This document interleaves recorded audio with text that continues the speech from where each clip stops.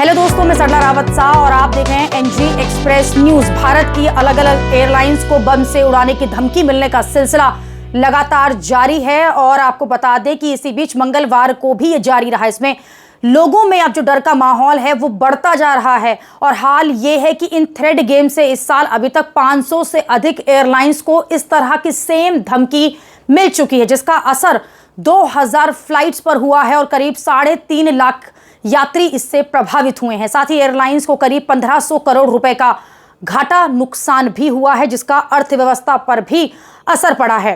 Airlines अधिकारियों का कहना है कि जब भी किसी फ्लाइट को धमकी मिलती है तो हालांकि लोगों को तो ये लगता है कि ये एक ही फ्लाइट की बात है, कोई बात नहीं, लेकिन आपको बता दें ऐसा नहीं होता।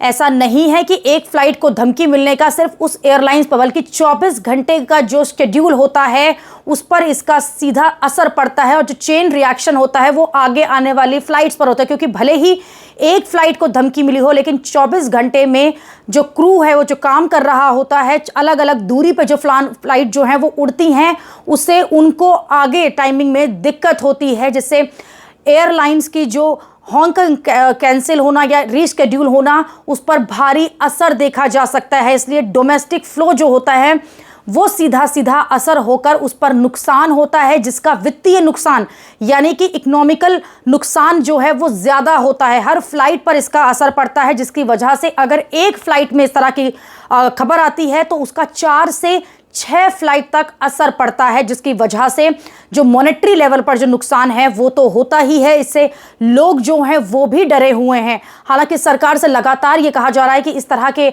लोगों पर जो है उन्हें अब शिकंजा कसना होगा, ताकि इस तरह के नुकसान, इस तरह के भय से बचा जा सके। अभी के लिए इतना ही। हमसे जुड़े रहने के लिए हमारे YouTube चैनल को सब्सक्राइब करें और नई वीडियो की नोटिफिकेशन के लिए बेल आइकॉन को दबाएं।